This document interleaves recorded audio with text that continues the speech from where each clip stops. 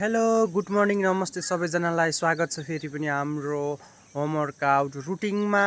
आज चाहिँ हामी चेस्टको एक्सर्साइज गर्नेछौँ अनि कसरी गर्न छ कति भेरिएसन छ भन्ने कुरा हामी भिडियोमा देखाउँछौँ।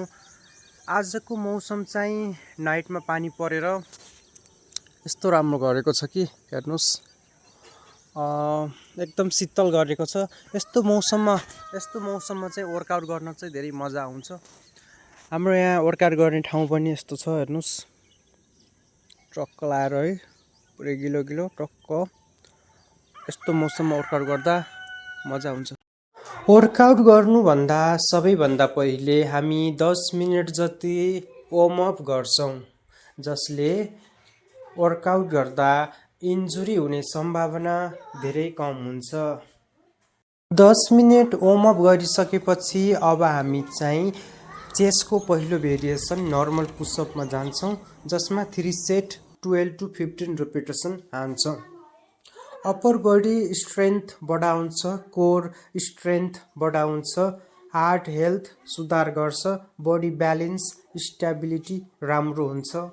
चेस्टको पहिलो भेरिएसन नर्मल पुसअप कम्प्लिट गरिसकेपछि अब हामी चाहिँ सेकेन्ड भेरिएसन वाइड पुसअपमा जान्छौँ। 3 set 12 to 15 repetition.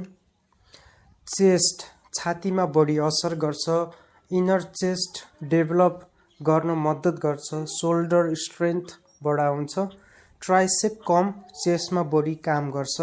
चेस्टको second variation complete पछि third variation incline push-up.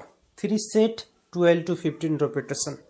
Upper body strength बढाउँछ, नर्मल पुसअप प्रोग्रेस गर्न मद्दत गर्छ, लोअर चेस्टमा फोकस हुन्छ, प्रोपर फर्म सिक्न सजिलो हुन्छ। चेस्टको थर्ड भेरिएसन पनि कम्प्लिट गरिसकेपछि अब हामी चाहिँ fourth variation decline push-up.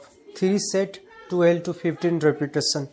Upper चेस्टमा बढी असर गर्छ, सोल्डर स्ट्रेन्थ बढाउँछ, ट्राइसेप पनि स्ट्रङ हुन्छ, मसल डेफिनेसन राम्रो बनाउँछ, ब्यालेन्स र कन्ट्रोल हान्छौँ। डायमन्ड पुसअप, जसमा 3 सेट 12 to 15 रिपिटेसन हान्छौँ।